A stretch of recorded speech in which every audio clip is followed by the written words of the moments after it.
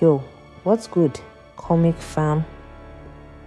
Welcome back to African Reads Comics, where we dive deep into the superhero stories that make our hearts race and our nerd flags fly high. Today, we're talking about one of the most underrated, underutilized, and dare I say, sabotaged characters in the Marvel Cinematic Universe, Blade. That's right, the Daywalker himself, Eric Brooks. The MCU is straight up sleeping on this icon, and I'm here to break down why that's a crime, how they're fumbling a potential Blade movie, and why Blade, not Black Panther, was the original black superhero to go mainstream. Plus, we'll geek out over some iconic Blade comics that could light up the MCU if Marvel would just give him a chance. So grab your katanas, pop some garlic, and let's slice into this video. Alright, let's set the stage. Blade's been part of the MCU since 2019, when Kevin Feige dropped the bombshell and was at Comic Con that Mahershala Ali, yes, two-time Oscar winner Mahershala Ali would be our new Daywalker. The crowd lost it. I mean, who wouldn't? Ali's got the gravitas, the intensity, and the cool factor to make Blade a legend all over again.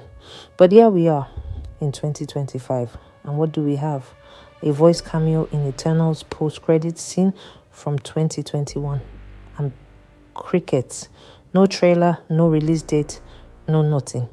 The MCU's got Blade locked in a coffin, and it's time to bust him out. Now I get it, Marvel's juggling a lot. Multiverse shenanigans, X-Men teases, Avengers, Secret Wars on the horizon. But Blade's been stuck in development hell for 6 years. Directors have come and gone. Bassam Tariq, Yann Demange, both bail. Writers, they've cycled through Stacey Osekofo, Bo De Mayo, Nick Pizzolatto, Michael Green, Eric Pearson. It's like Marvel's playing hot potato with the script. And in October 2024, Disney yanked Blade off its November 2025 release slate entirely. Indefinite delay. That's not just a scheduling hiccup. That feels like sabotage. Here's the tea. Rumors are swirling that Marvel's struggling to crack Blade's story. Some say they tried a period piece with Blade's daughter, then scrapped it for a modern vibe. Others claim the budget's ballooning, or that Mahershala Ali's getting frustrated. Dudes out here joining Jurassic World while Blade collects dust. And don't get me started on the chatter that Marvel's prioritizing safer bets like Spider-Man 4 or Thunderbolts. Look, I love Peter Parker, but Blade's a vibe. A gritty, R-rated, vampire-slaying vibe that the MCU desperately needs right now. Wesley Snipes even threw shade in Deadpool and Wolverine, and the crowd ate it up. But that cameo only proves Blade's still got juice.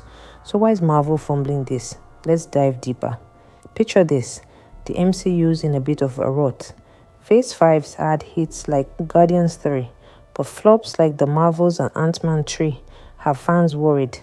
Everyone's screaming superhero fatigue, and Marvel's doubling down on multiverse epics. But Blade is the antidote.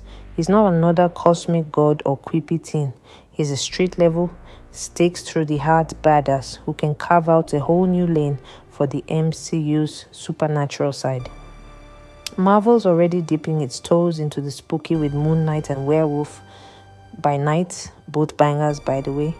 Blade could lead that charge, bringing vampires, demons, and the Midnight Suns into the fold.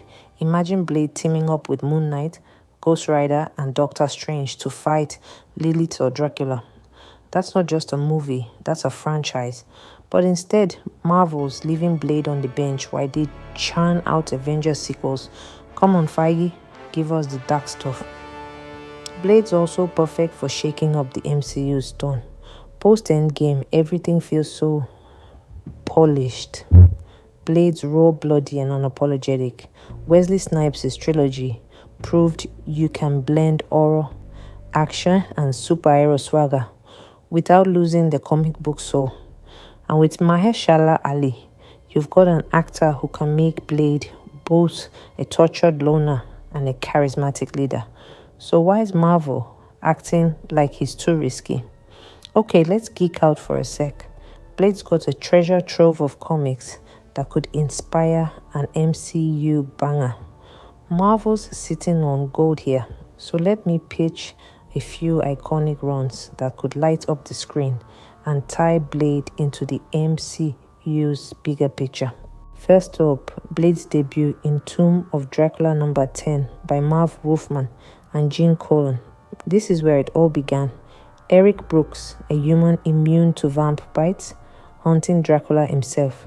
It's gritty, gothic, and sets up Blade's vendetta against vamps.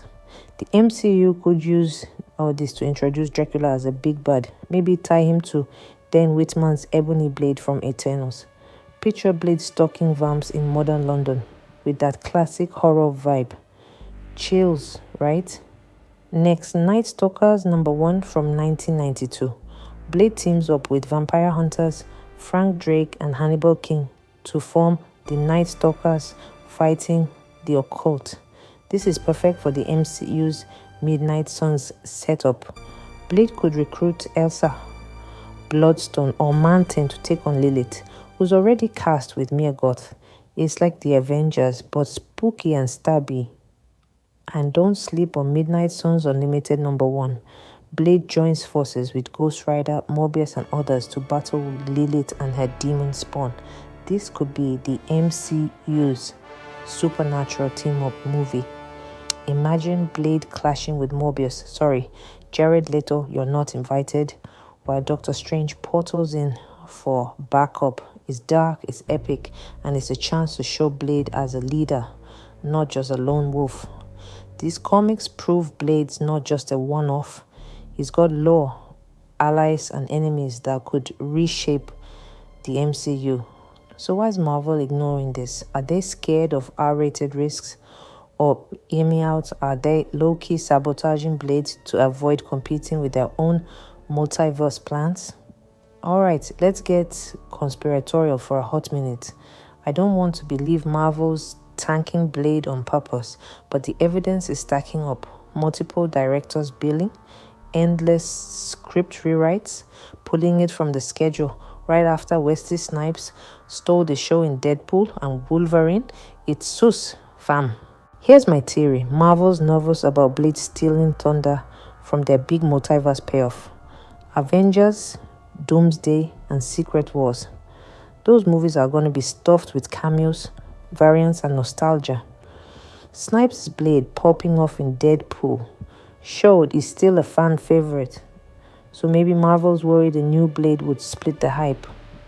Or worse, they don't know how to make Blade fit their PG-13, family-friendly brand.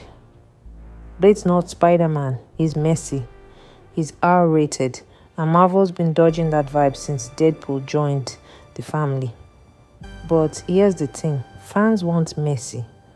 Werewolf by Night got love for leaning into horror. Blade could do that times 10, but only if Marvel stops second-guessing themselves. I'm not saying it's malice, but it feels like they're scared to commit. And that's a disservice to Mahershala Ali, who's ready to slay. Pun intended. Now let's talk legacy. Everyone loves Black Panther and T'Challa's a king, no question. But let's set the record straight. Blade was the first black superhero to go mainstream, and he paved the way for Wakanda's big screen debut. Back in 1998, Wesley Snipes' Blade hit theaters and changed the game. Blade wasn't just a hit, it was a revolution. Before Iron Man, before the MCU, Blade proved comic book movies could be dark, stylish, and led by a black hero. Snipes wasn't a sidekick or a stereotype. He was the coolest cat in the room, kicking vampire butt and rocking a trench coat like nobody's business. And get this, Blade's box office success saved Marvel from bankruptcy, giving them the cash to license Spider-Man and X-Men, which led to the MCU. No Blade, no Avengers. Mic dropper. Comic nerds might point out, Black Panther debuted in 1966, a full 7 years before Blade's first appearance in Tomb of Dracula. True, but T'Challa didn't hit the mainstream movies, games, pop culture until Black Panther in 2018. Blade, he was a household name by 98, inspiring kids like me to see a black hero front and center. He wasn't defined by his race, he was defined by his mission, his swagger, and his stakes. That's why Blade's an icon and why the MCU needs to honor him, not sideline him. So how do we fix this mess? It's simple. Marvel, let Blade shine. Commit to Mahershala Ali. Lock in a director who gets the horror superhero blend, maybe Mike Flanagan or Jordan Peele, and lean into those comics we talked about.